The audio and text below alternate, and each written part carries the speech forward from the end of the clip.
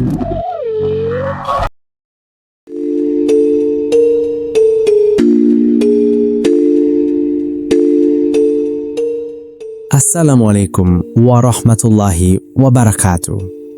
Tidak semua tempat indah diciptakan untuk dikunjungi.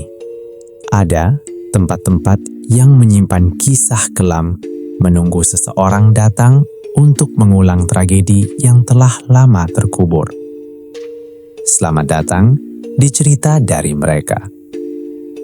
Malam ini, kami akan membawa kalian memasuki sebuah hutan yang belum pernah tersentuh peradaban. Di tengah hutan itu, terdapat sebuah danau yang begitu tenang, terlalu tenang, hingga mampu membuat siapapun lupa bahwa di balik permukaannya tersimpan sesuatu yang tidak seharusnya dibangunkan. 6 mahasiswa datang hanya untuk menikmati liburan setelah ujian. Namun, mereka tidak pernah menyangka bahwa malam itu mereka bertemu dengan seorang wanita cantik yang tersesat. Wanita yang sebenarnya telah meninggal puluhan tahun lalu. Matikan lampu, gunakan headset. Inilah wanita cantik penunggu danau.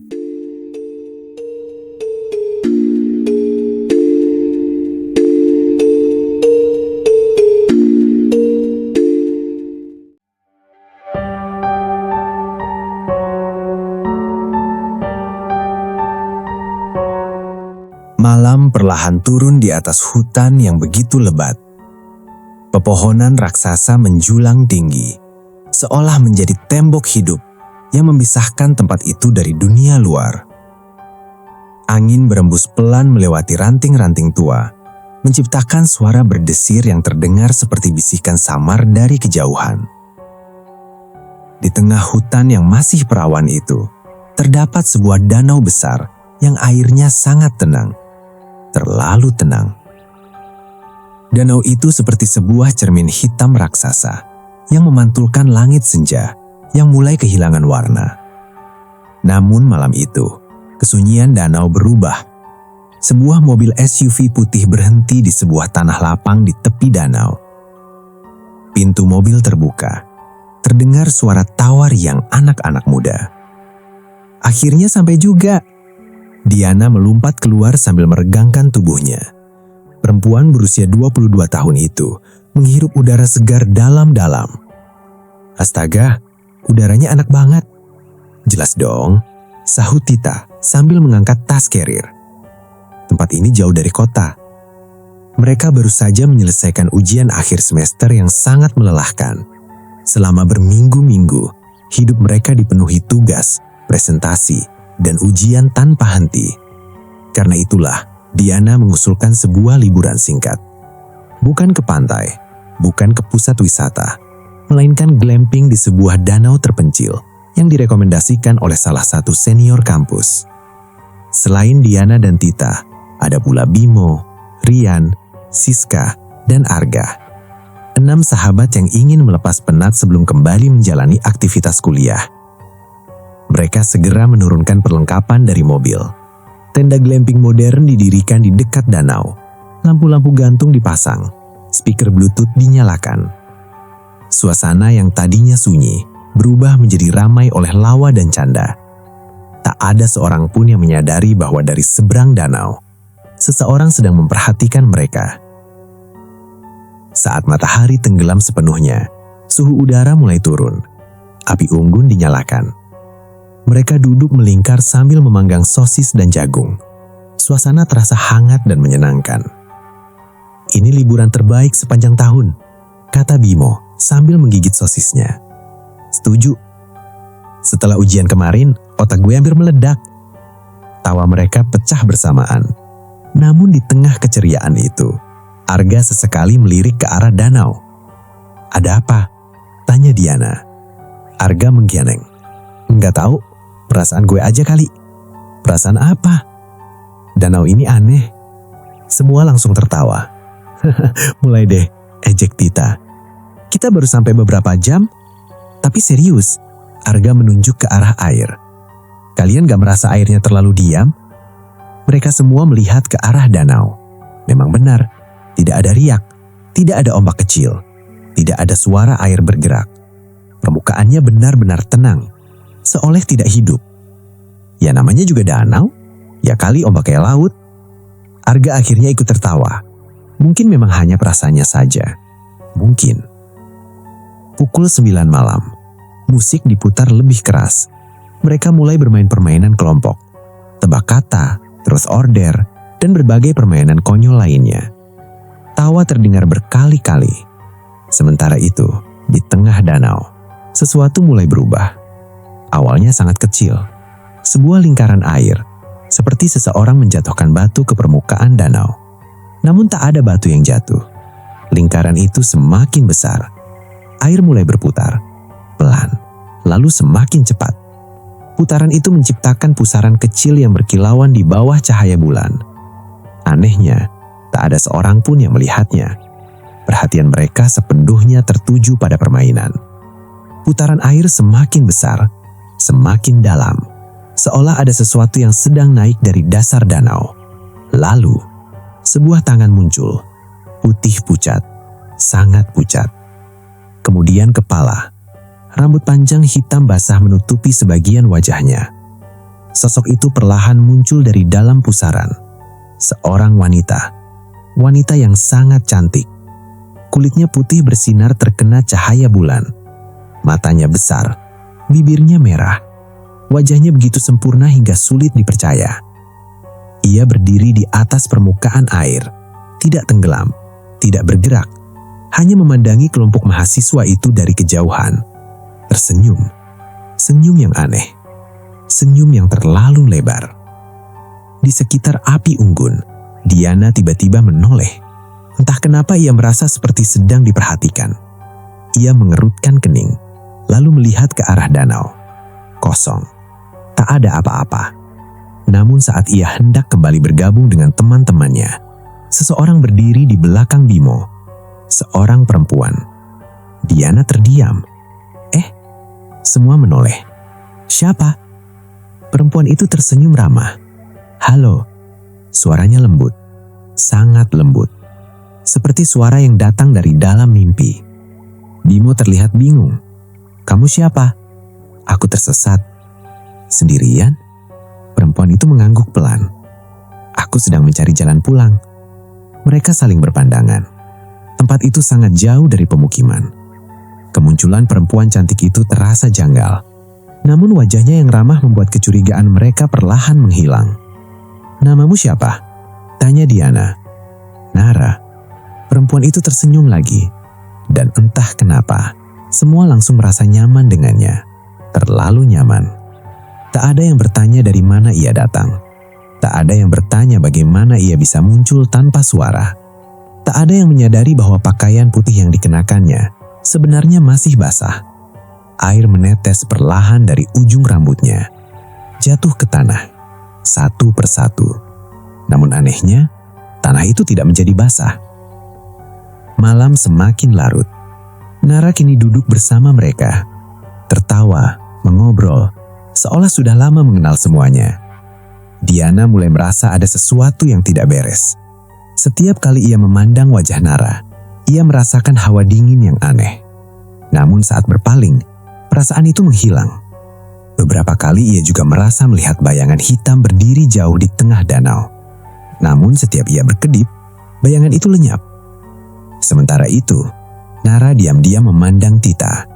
Tatapannya tak pernah lepas. Senyumnya perlahan berubah. Semakin lebar, semakin menyeramkan. Namun tak ada seorang pun melihatnya.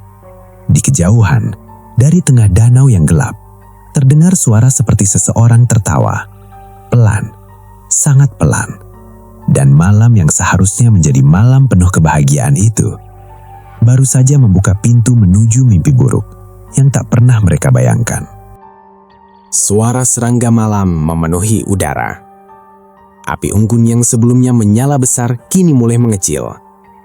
Bara merah yang tersisa sesekali memercik, menciptakan bayangan-bayangan panjang yang menari di atas tanah. Jam menunjukkan hampir pukul 11 malam. Sebagian besar dari mereka masih duduk mengobrol. Namun suasana yang tadinya penuh tawa, perlahan berubah menjadi lebih tenang. Entah kenapa, sejak kemunculan Nara, udara di sekitar perkemahan terasa berbeda. Lebih dingin, lebih berat. Diana merapatkan jaketnya. Padahal beberapa jam sebelumnya suhu udara masih terasa nyaman. "Kalian gak merasa dingin?" tanyanya. Bimo menggeleng. "Enggak tuh. Aku juga biasa aja," sahut Siska. Diana terdiam. Mungkin hanya perasaannya. Namun ketika ia melirik ke arah Nara, perempuan itu sedang menatap danau. Tidak berkedip, tidak bergerak.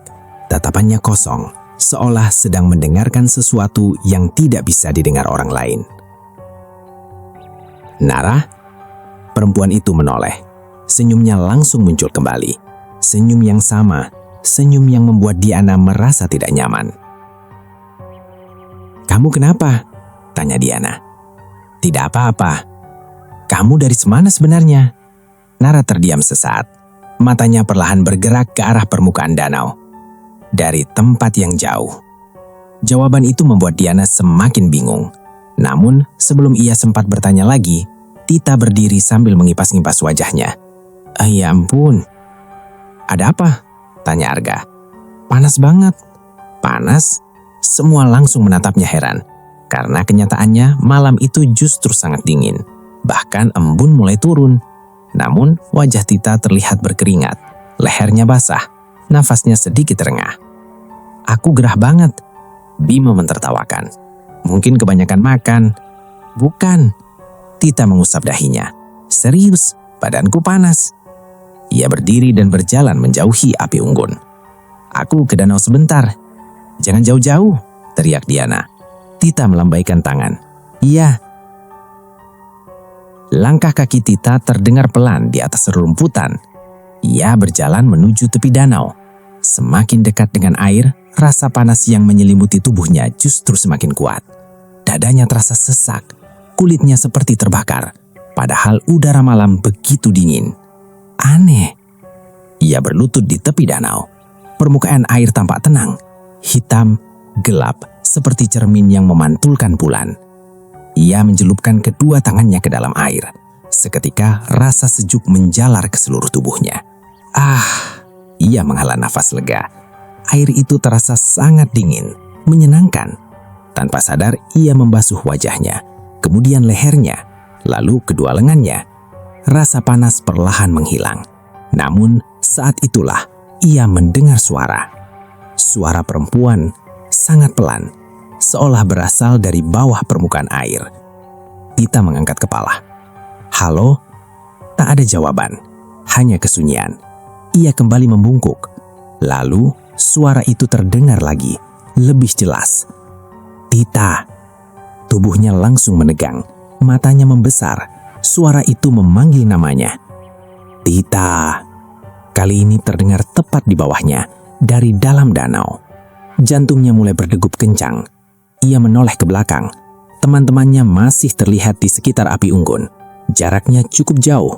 Suara musik samar masih terdengar. "Tita!" Suara itu kembali memanggil. Kali ini terdengar seperti bisikan tepat di telinganya. Dengan perlahan, ia melihat ke bawah, ke arah air. Dan saat itulah ia melihat sesuatu. Sebuah wajah tepat di bawah permukaan danau. Seorang perempuan berambut panjang, bermata putih seluruhnya, sedang menatapnya dari dalam air. Tita menjerit. Ia berusaha mundur, namun terlambat. Tangan muncul dari dalam air. Tangan pucat, kurus, penuh lumpur hitam, mencengkram pergelangan kakinya, kuat sekali. Sial! Tita mencoba melepaskan diri, namun tangan itu semakin erat. Lalu tangan kedua muncul, kemudian tangan ketiga, dan keempat. Semuanya keluar dari dalam air, mencengkram tubuhnya, menariknya ke arah danau. "Tolong!" Jeritannya memecah malam. "Tolong!" Di dekat api unggun, Diana langsung berdiri. "Itu Tita!" Semua menoleh bersamaan. Jeritan itu terdengar jelas, penuh ketakutan, penuh kepanikan. Mereka segera berlari menuju tepi danau. Jantung Diana berdegup keras. Perasaan buruk yang sejak tadi mengganggunya kini berubah menjadi ketakutan nyata. "Tita! Tita!" Mereka berteriak memanggil nama Tita. Namun saat sampai di tepi danau, mereka membeku. Tita tidak ada. Tidak terlihat dimanapun. Hanya permukaan danau yang tenang. Sangat tenang. Seolah tidak pernah terjadi apa-apa. "Nggak mungkin," Diana menggeleng. "Tadi dia di sini. Aku dengar suaranya," teriak Bimo. "Kita semua dengar." Arga menyorotkan senter ke arah air. Cahaya putih menyuap permukaan danau. Kosong. Tidak ada tubuh. Tidak ada jejak. Tidak ada riak. Hanya air hitam yang membentang sampai ke tengah danau. Seolah sedang menyembunyikan sesuatu. "Masuk ke air!" teriak Rian. Mereka segera mencari di sekitar tepi. Memanggil nama Tita berulang kali. Namun hasilnya nihil. Tita menghilang. Begitu saja. Seakan ditelan oleh danau. Pencarian berlangsung hampir 1 jam. Mereka menggunakan semua senter yang ada. Bahkan Arga dan Bimo sempat masuk ke air hingga setinggi dada. Tetapi tidak menemukan apapun. Tidak ada jejak, tidak ada pakaian, tidak ada tanda-tanda keberadaan Tita. Diana mulai menangis. "Ini gak masuk akal. Kita harus lapor polisi." "Iya, tapi sinyal gak ada." Mereka mulai panik, benar-benar panik. Dan saat itulah Diana menyadari sesuatu. "Nara?" Semua langsung menoleh. Perempuan misterius itu tidak ada. Kursi tempat ia berduduk kosong. "Nara kemana?" Mereka saling berpandangan. Tidak ada yang tahu. Tidak ada yang melihat kapan ia pergi. Seolah ia menghilang bersama Tita. Malam semakin larut. Kabut mulai turun dari arah hutan. Kabut tipis yang perlahan menyelimuti permukaan danau. Diana duduk sambil memeluk lututnya. Air matanya belum berhenti mengalir. Sementara yang lain mencoba berpikir jernih. "Kita tunggu sampai pagi, lalu cari bantuan. Tita pasti masih hidup." Kalimat itu terdengar lebih seperti harapan daripada keyakinan. Karena jauh di dalam hati mereka, semua merasakan hal yang sama. Ada sesuatu yang tidak beres di tempat ini. Sesuatu yang tidak bisa dijelaskan dengan logika. Danau itu bukan danau biasa. Sementara mereka berusaha bertahan dari rasa takut, di tengah danau, jauh dari jangkauan cahaya senter, kabut bergerak perlahan. Lalu muncul sebuah pusaran kecil. Air berputar. Pelan. Kemudian sesosok perempuan naik dari dalamnya. Nara. Rambut panjangnya basah. Gaun putihnya meneteskan air hitam. Di sampingnya berdiri Tita. Namun kini wajah gadis itu pucat. Matanya kosong. Kulitnya membiru. Air terus menetes dari rambutnya. Seperti mayat yang baru diangkat dari dasar danau. Nara tersenyum. Senyum itu kini tidak lagi terlihat cantik, melainkan mengerikan. Sangat mengerikan. "Sudah 1," bisiknya. Suara itu menyatu dengan angin malam. Kemudian dari bawah permukaan danau, puluhan wajah pucat mulai muncul. Satu persatu menatap ke arah perkemahan, menatap ke arah Diana dan teman-temannya. Menunggu, menanti. Karena malam itu, teror yang sesungguhnya baru saja mulai. Malam terasa semakin panjang. Tidak ada satupun dari mereka yang bisa tidur. Setelah hilangnya Tita secara misterius, suasana perkemahan berubah menjadi penuh ketakutan. Musik telah dimatikan. Api unggun yang sebelumnya menjadi pusat keceriaan, kini hanya menyisakan bara merah yang redup. Kabut semakin tebal. Perlahan-lahan menyelimuti permukaan danau seperti selimut putih raksasa. Diana duduk di dalam tenda sambil memeluk kedua lututnya. Pikirannya kacau. Bayangan wajah Tita terus muncul di kepalanya. Jeritan terakhir sahabatnya itu masih terngiang jelas. "Tolong!" Suara itu seolah terus berulang, tanpa henti, tanpa ampun. "Aku gak suka tempat ini." Suara Siska terdengar bergetar. Mereka berkumpul dalam satu tenda besar. Tak ada yang berani sendirian. "Aku juga." Bimo mengusap wajahnya. "Begitu pagi datang, kita langsung pergi." "Tapi Tita?" tanya Diana. Semua terdiam. Tak ada yang berani menjawab. Karena mereka tahu kemungkinan terburuk sudah terjadi. Dan kenyataan itu terlalu menyakitkan untuk diucapkan. Sekitar pukul 1 dini hari, hutan menjadi sangat sunyi. Tidak ada suara jangkrik, tidak ada suara burung malam, tidak ada suara angin. Kesunyian yang begitu sempurna, kesunyian yang terasa salah. Arga yang duduk dekat pintu tenda tiba-tiba mengernyit.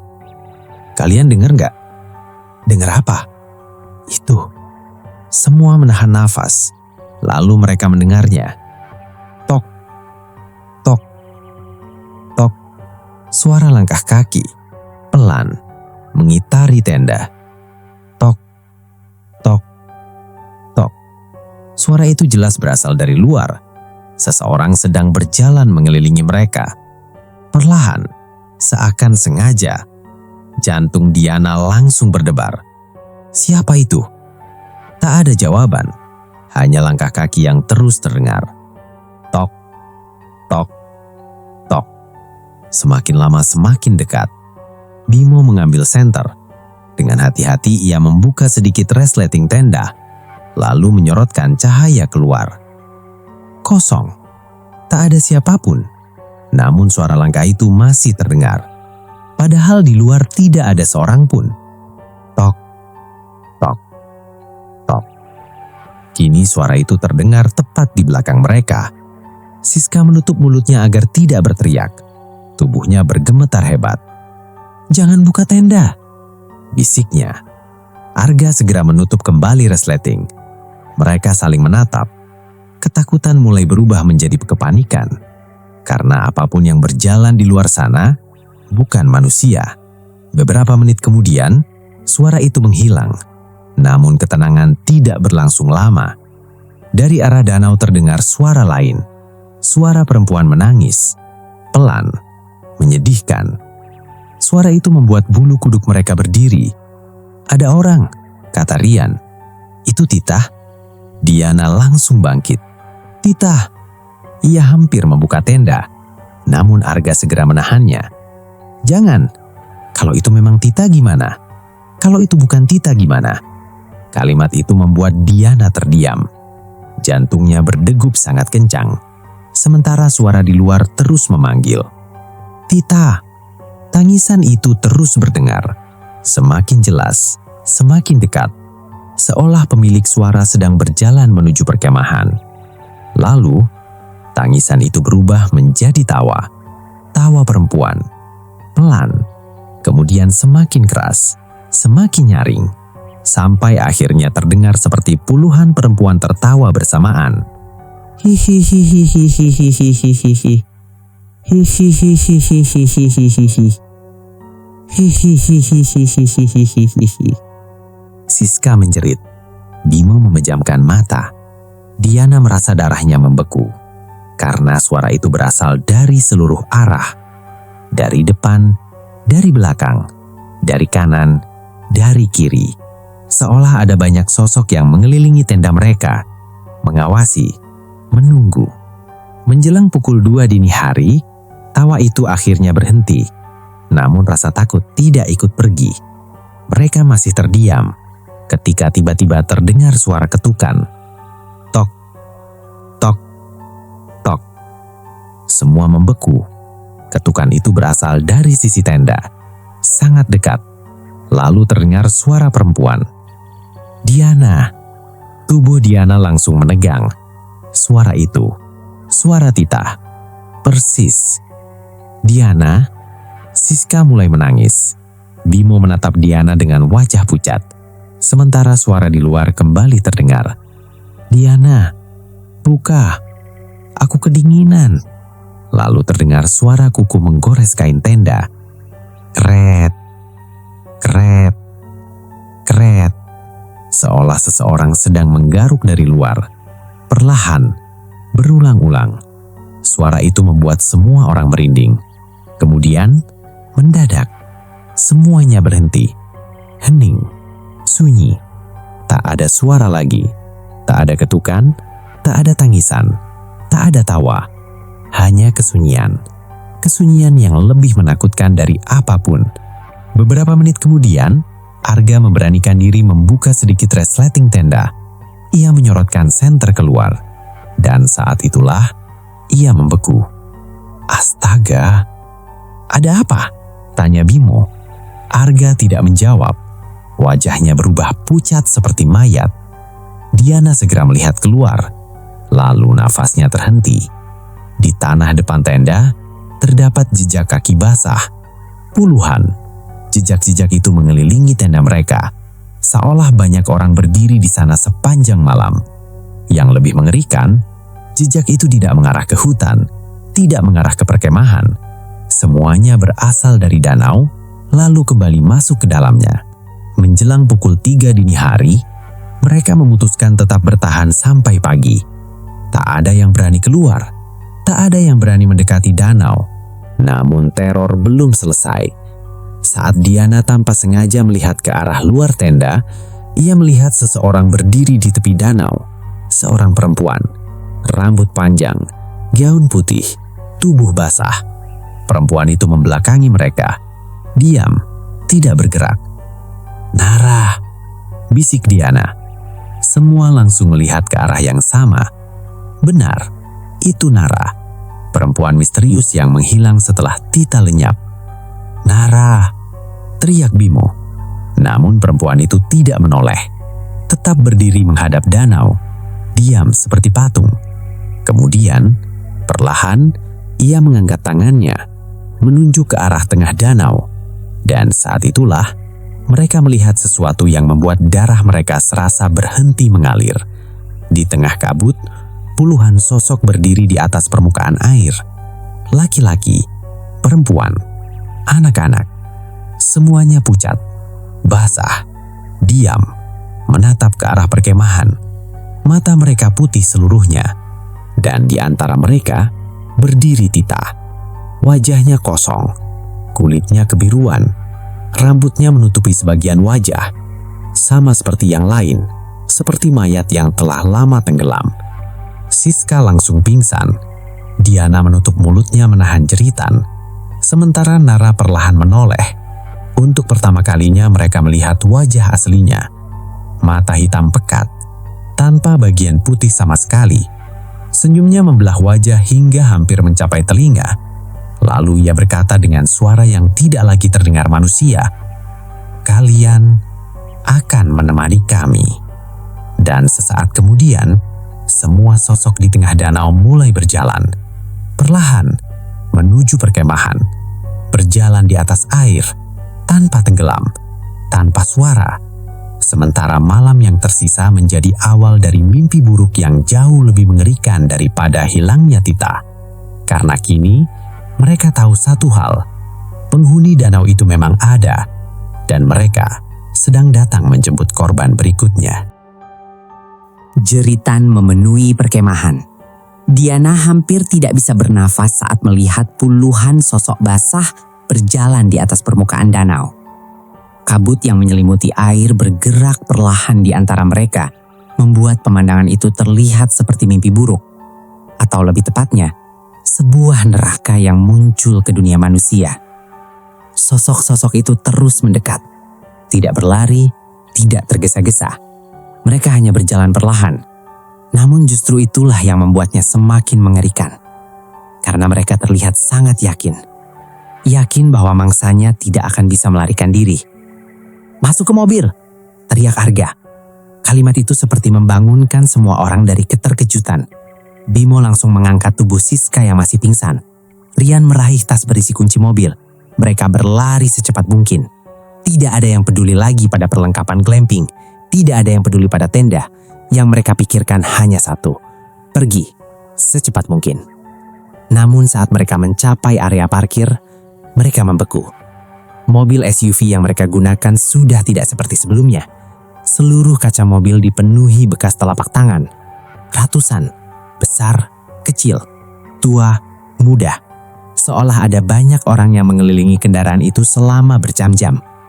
Lumpur hitam menempel di seluruh bodi mobil. Bahkan beberapa bekas tangan terlihat seperti baru saja dibuat. Masih basah, masih menetes. "Astaga!" bisik Diana. Rian segera membuka pintu. Untungnya masih bisa. Mereka semua masuk. Pintu langsung dikunci. Rian memasukkan kunci kontak. Mesin berputar. Sekali, 2 kali, 3 kali. Namun tidak menyala. "Ayo, Katanya panik. "Ayo hidup."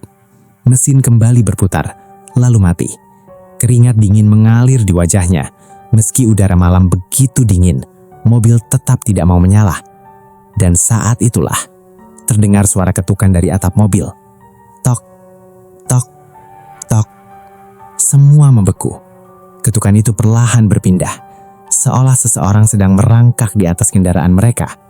Tok, tok, tok, tok. Suara itu bergerak menuju kaca depan. Lalu sesuatu jatuh tepat di atas kap mobil. Bruk! Siska yang baru sadar langsung menjerit, karena sosok yang jatuh itu adalah Tita, atau sesuatu yang menyerupai Tita. Tubuhnya basah kuyup, kulitnya membiru, matanya putih seluruhnya, dan lehernya tampak patah ke arah yang tidak wajar. Perlahan, ia mengangkat kepalanya, lalu tersenyum. Senyum yang terlalu lebar, senyum yang tidak mungkin dilakukan manusia hidup.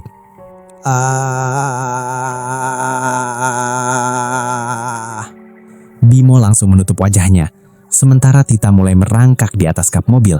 Kepalanya bergerak patah-patah, tangannya meninggalkan bekas lumpur hitam. Lalu, brak! Sesuatu menghantam kaca belakang. Kemudian, brak, brak, brak. Kini bukan hanya satu, puluhan tangan menghantam mobil dari segala arah. Mayat-mayat penghuni danau telah tiba. "Keluar!" teriak Arga. "Kita lari ke hutan." "Are you crazy?" teriak Rian. "Kalau tetap di sini kita mati." Kalimat itu membuat semua terdiam. Mereka tahu, Arga benar. Mobil tidak bisa digunakan dan makhluk-makhluk itu semakin banyak. Mereka akhirnya membuka pintu, lalu berlari menuju hutan. Malam di dalam hutan jauh lebih gelap. Cabang-cabang pohon besar menutupi cahaya bulan. Akar-akar menjulur seperti tangan raksasa yang siap menjebak siapa saja yang lewat. Mereka terus berlari, menembus semak, melewati pepohonan, tanpa tahu arah. Yang penting menjauh dari danau. Namun setelah hampir 15 menit berlari, mereka menemukan sesuatu. Sebuah bangunan tua, tersembunyi di tengah hutan. Bangunannya terbuat dari kayu. Sebagian atapnya sudah runtuh. Dindingnya dipenuhi lumut. Terlihat sangat tua. Sangat tua. Mungkin sudah puluhan tahun ditinggalkan. "Apa itu?" tanya Diana. "Aku nggak tahu, tapi lebih baik daripada di luar." Mereka masuk. Di dalam bangunan itu terdapat banyak perabot tua yang sudah lapuk, meja, lemari, dan beberapa rak kayu yang hampir hancur. Namun yang paling menarik perhatian adalah sebuah altar kecil di sudut ruangan. Di atasnya terdapat foto hitam putih yang sudah kusam. Foto seorang wanita cantik, mengenakan kebaya putih, rambut panjang, wajah anggun. Saat melihat foto itu, Diana langsung merasakan darahnya membeku. Itu, perempuan dalam foto itu, sangat mirip Nara. Mereka mulai mencari-cari di dalam bangunan. Di salah satu lemari tua, Arga menemukan sebuah buku harian. Kertasnya sudah menguning, hampir rapuh dimakan usia. Dengan tangan gemetar, ia mulai membaca. Isi buku itu ternyata ditulis oleh seorang penjaga hutan puluhan tahun lalu, dan dari sanalah mereka mengetahui rahasia mengerikan danau tersebut. Puluhan tahun silam, di desa yang pernah berdiri dekat danau itu, hidup seorang perempuan bernama Nara. Ia terkenal sebagai gadis tercantik di wilayah tersebut. Banyak pria ingin menikahnya. Namun Nara mencintai seorang pemuda bernama Jaka. Mereka berjanji akan menikah saat musim panen tiba. Namun sebelum pernikahan berlangsung, Jaka menghilang. Tubuhnya ditemukan mengapung di danau beberapa hari kemudian. Mati tenggelam. Nara hancur. Ia percaya ada seseorang yang membunuh kekasihnya. Sejak saat itu pikirannya perlahan berubah. Ia menjadi pendiam, sering terlihat berjalan sendirian di sekitar danau. Hingga suatu malam, ia ditemukan meninggal dunia. Tubuhnya mengapung di tengah danau, masih mengenakan gaun pengantin putih yang seharusnya dipakai saat menikah. Namun, kematian Nara bukanlah akhir, melainkan awal dari kutukan. Beberapa minggu setelah pemakamannya, orang-orang mulai menghilang satu persatu. Mereka yang hilang selalu terakhir terlihat di dekat danau, kemudian muncul kembali beberapa hari kemudian sebagai mayat, mengambang, pucat, mata kosong, seperti Tita. Desa itu akhirnya ditinggalkan, penduduk pergi, rumah-rumah kosong, danau dibiarkan sendiri. Namun legenda tentang pengantin danau terus bertahan hingga sekarang. Konon, arwah Nara tidak pernah benar-benar pergi. Ia terus mencari teman, terus mencari pengantin, terus menarik manusia ke dasar danau untuk menjadi bagian dari keluarganya yang abadi. Setelah membaca halaman terakhir, suasana ruangan menjadi sangat sunyi. Tidak ada yang berbicara, karena kini mereka tahu siapa Nara sebenarnya. Bukan perempuan tersesat, bukan manusia, melainkan arwah yang telah menghuni danau itu selama puluhan tahun. Dan yang lebih mengerikan, di halaman terakhir buku harian tersebut, terdapat sebuah kalimat yang ditulis dengan tinta merah. Tulisan itu berbeda dari halaman lainnya, seolah ditulis oleh orang yang sangat tertakutan. Kalimat itu berbunyi, "Jika pengantin danau telah memilih korban, tidak ada seorang pun yang dapat pergi. Mereka akan dibawa satu persatu hingga jumlahnya genap 7. Diana menelan ludah. Mereka datang berenam. Tita sudah menjadi korban pertama. Artinya masih ada 5 orang lagi. Saat itulah terdengar suara pelan dari luar bangunan. Suara perempuan bernyanyi, lembut, merdu, namun mengandung sesuatu yang sangat mengerikan. Suara itu semakin dekat, semakin jelas. Lagu pernikahan kuno, lagu yang biasa dinyanyikan untuk menyambut pengantin. Diana perlahan menoleh ke arah jendela, lalu tubuhnya membeku. Di luar sana, di antara pepohonan dan kabut, Nara berdiri, mengenakan gaun pengantin putih yang kini berlumuran lumpur hitam. Di belakangnya berdiri puluhan mayat penghuni danau, termasuk Tita. Mereka semua tersenyum, menatap ke arah bangunan tua itu, seolah tahu bahwa mangsa mereka sudah terjebak. Dan ketika Nara mengangkat kepalanya, matanya yang hitam pekat langsung menatap Diana. Lalu bibirnya bergerak perlahan, membentuk satu kalimat. "Aku sudah menemukan pengantin berikutnya." Dan saat itu juga, seluruh dinding bangunan bergetar keras, seolah sesuatu sedang mencoba masuk. Malam belum berakhir, dan maut kini sudah berada tepat di depan pintu. Suara hantaman itu semakin keras. Brak, brak, brak. Seluruh bangunan tua bergetar hebat. Debu-debu berjatuhan dari langit-langit yang lapuk. Kayu-kayu tua berderit seperti akan runtuh kapan saja. Di luar, suara nyanyian Nara masih terdengar. Pelan, merdu. Namun justru itulah yang membuatnya semakin mengerikan. Lagu itu terdengar seperti undangan menuju kematian. Diana menatap jendela dengan napas memburu. Nara masih berdiri di sana. Gaun pengantin putihnya berkibar tertiup angin malam. Di belakangnya, puluhan sosok penghuni danau berdiri diam, termasuk Tita. Mata mereka kosong, wajah mereka pucat, namun senyum mereka perlahan semakin melebar, seolah menikmati ketakutan yang memenuhi ruangan itu. "Kita harus pergi dari sini," teriak Bimo. "Tapi kemana?" Rian hampir menangis. "Kita nggak tahu jalan keluar." Arga menggenggam buku harian tua yang ditemukan sebelumnya. Ia membolak-balik halaman terakhir, mencari sesuatu. Apa saja, sesuatu yang mungkin bisa menyelamatkan mereka. Lalu matanya berhenti pada sebuah catatan kecil di bagian bawah halaman yang sebelumnya tidak mereka perhatikan. Tulisan itu hampir pudar, namun masih bisa dibaca. "Kutukan hanya akan berakhir jika pengantin kembali ke tempat kematiannya sebelum fajar menyingsing." Arga membacanya keras-keras. Semua langsung menoleh. "Maksudnya apa?" tanya Siska. "Aku nggak tahu. Tempat kematiannya." Diana berpikir cepat. Lalu sebuah kemungkinan muncul di benaknya. Tengah danau. Semua terdiam. Karena mereka sadar Nara meninggal di tengah danau. Tempat kutukan itu bermula. Tempat semua kengerian ini lahir. Brak. Pintu depan tiba-tiba retak. Kayu tua mulai pecah. Sesuatu sedang mendorong dari luar. Sangat kuat. "Kita nggak punya waktu." Arga berdiri. "Kalau ada kesempatan menghentikan semua ini, cuma itu." "Kita harus ke tengah danau," teriak Bimo. "Itu bunuh diri." Namun sebelum ada yang sempat menjawab, pintu bangunan jebol. Brak. Kayu berterbangan ke segala arah. Udara dingin langsung menyerbu masuk. Dan di ambang pintu berdiri Nara. Wajahnya kini jauh berbeda. Tidak lagi cantik, tidak lagi anggun. Kulitnya retak seperti porselin tua. Matanya hitam pekat, Air hitam menetes dari mulutnya. Rambut panjangnya bergerak sendiri seperti hidup. Sementara di belakangnya berdiri para penghuni danau. Diam, menunggu. Sudah waktunya. Suara Nara terdengar seperti banyak suara yang berbicara bersamaan. 5 lagi. 5 lagi. 5 lagi. Mereka berlari. Tidak ada pilihan lain.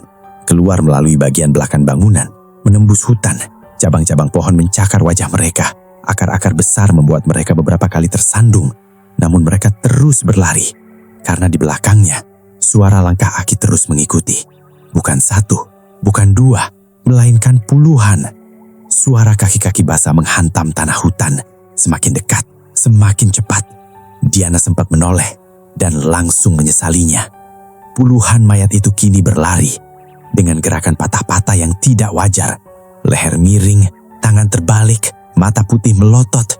Mereka bergerak seperti boneka rusak, namun kecepatannya jauh melebihi manusia. "Jangan lihat belakang," teriak Arga. Namun ketakutan sudah menguasai semuanya. Saat mereka berhasil mencapai tepi danau, sesuatu yang mengerikan terjadi. Rian terpeleset.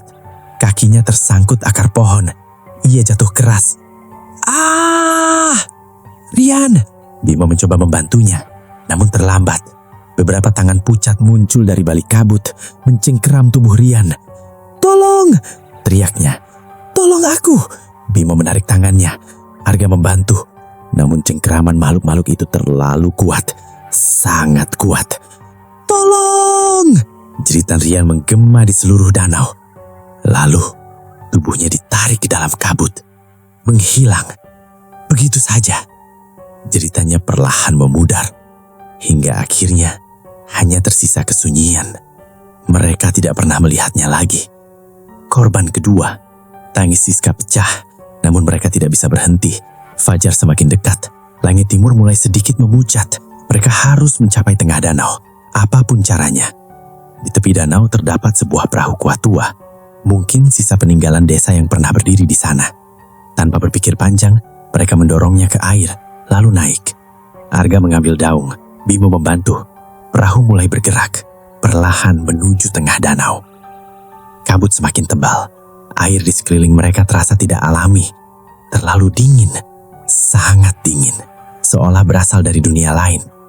Kemudian suara itu terdengar. Suara banyak orang berbisik. Dari bawah perahu. Diana menunduk dan jantungnya hampir berhenti. Puluhan wajah pucat muncul di bawah permukaan air, mengikuti perahu mereka, menatap tanpa berkedip. Wajah laki-laki, perempuan, anak-anak, orang tua, semua korban danau, semua penghuni kutukan Nara. Mereka bergerak tepat di bawah perahu, seperti kawanan ikan mati.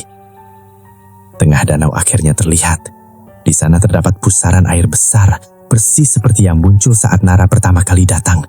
Air berputar perlahan, membentuk lingkaran hitam. Dan di atas pusaran itu, Nara berdiri, mengenakan gaun pengantinnya. Tersenyum, menunggu. "Selamat datang," bisiknya. Perahu berhenti. Udara mendadak menjadi sangat dingin. Arga berdiri. "Lakukan sekarang," teriaknya. "Maksudnya apa?" Diana panik. "Aku nggak tahu. Catatan itu nggak jelas." Saat itulah Nara tertawa. Tawa panjang yang membuat seluruh danau bergetar. "Kalian terlambat," katanya. "Sebentar lagi matahari terbit." Lalu ia menunjuk Diana. "Aku memilihmu." Seketika air danau bergolak. Puluhan tangan muncul dari permukaan, mencengkeram perahu, menariknya ke bawah. Siska menjerit. Bimo mencoba melepaskan tangan-tangan itu, namun sia-sia. Perahu mulai tenggelam. Dalam kepanikan itu, Diana melihat sesuatu. Sebuah kalung tua menggantung di leher Nara. Kalung dengan foto kecil di dalamnya. Foto seorang pria, Jaka, kekasih yang disebut dalam buku harian. Entah bagaimana, Diana langsung memahami sesuatu. Selama puluhan tahun, Nara tidak mencari korban. Ia mencari seseorang yang bisa menggantikan pria yang dicintainya. Seseorang untuk menjadi pengantin. Seseorang untuk menemaninya selamanya.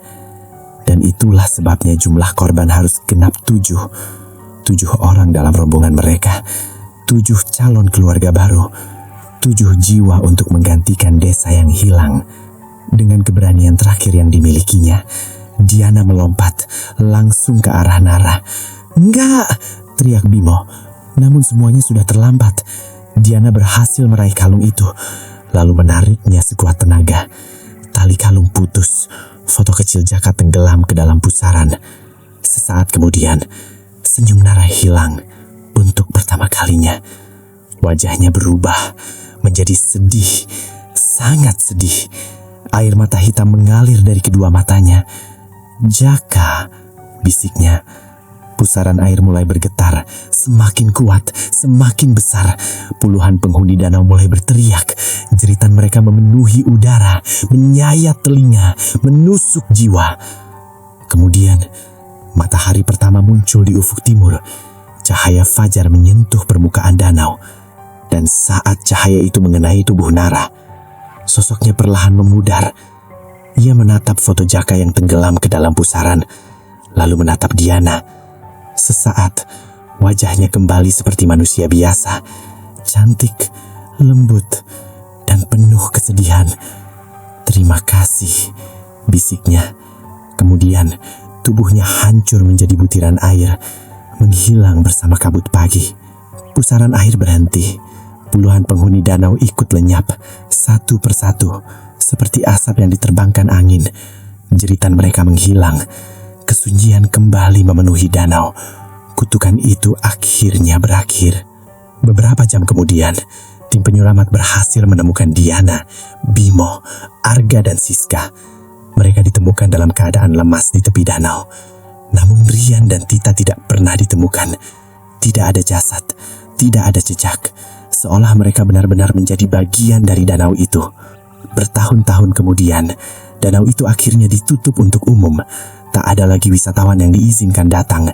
Tak ada lagi aktivitas perkemahan. Hutan perlahan kembali dikuasai alam. Namun hingga sekarang, penduduk desa yang tinggal jauh dari sana masih percaya satu cerita.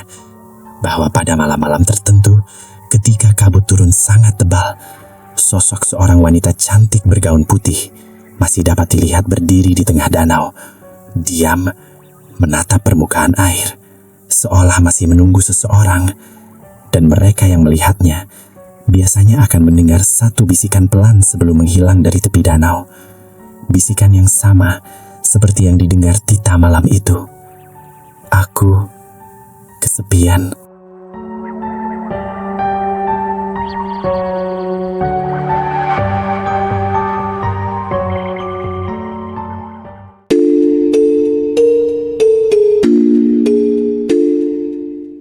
Bagaimana menurut kalian? Apakah Nara benar-benar telah pergi? Ataukah hingga hari ini ia masih berdiri di tengah danau menunggu seseorang yang cukup nekat untuk datang saat kabut turun? Kalau kalian berada di posisi Diana, apakah kalian akan tetap bertahan demi menyelamatkan teman kalian? Atau memilih melarikan diri sebelum semuanya terlambat? Terima kasih sudah mendengarkan cerita dari mereka. Jangan lupa subscribe, like, dan bagikan. Karena semakin banyak yang mendengar, semakin banyak yang tahu bahwa mereka benar-benar ada. Dan ingat, tidak semua legenda hanyalah cerita. Karena terkadang cerita itu berasal dari mereka yang tidak pernah benar-benar pergi. Sampai jumpa di kisah berikutnya. Wassalamualaikum warahmatullahi wabarakatuh.